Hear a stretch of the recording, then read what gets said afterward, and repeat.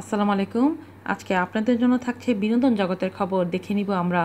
অপু বিশ্বাস যা বলে তা করে।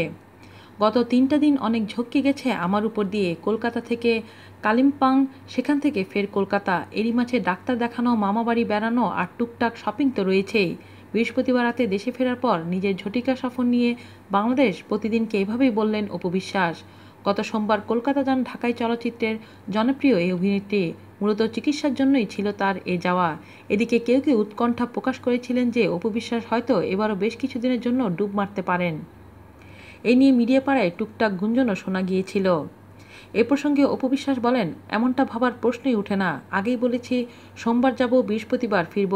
বলেছি যেটা, করেছি সেটা। অপু বিশ্বাস যা বলে তা করে। তিনি আরও বলেন, আব্রাহাম এখনও খুব ছোট, তাই তাকে নিয়ে ভ্রমণ করা খুব কষ্টসাধ্য। অল্প সময়ের মধ্যে কলকাতা থেকে কালিম্পং গিয়েছিলাম। কিছু বন্ধুবান্ধব ও মামাদের সাথে দেখা করে আসলাম। বুধবার চিকিৎসকের সঙ্গে দেখা করে টুকটাক গাইডলাইন নিলাম। আর এরই মাঝে ছিল এদিক সেদিক শপিং করা। এদিকে আজ থেকে ঢাকায় আরও 7টি হলে মুক্তি পেয়েছে অপু বিশ্বাস অভিনীত রাজনীতি ছবিটি। হলগুলো মধুমিতা, জোনাকি, বিডিআর, চিত্রামহল, সোনি, পূরবী ও পুনম। এতদিন ঢাকার দর্শকেরা যারা অপেক্ষায় ছিলেন তাদের অপেক্ষার পালা শেষ হচ্ছে। এর আগে ঈদে শাকিব খান ও অপু বিশ্বাস অভিনীত রাজনীতি ছবিটি 40টি হলে মুক্তি পায়। বড় প্রত্যাশা তৈরি করেও এত কম হল পেয়ে হতাশ হয়েছিল নির্মাতা বুলবুল বিশ্বাস।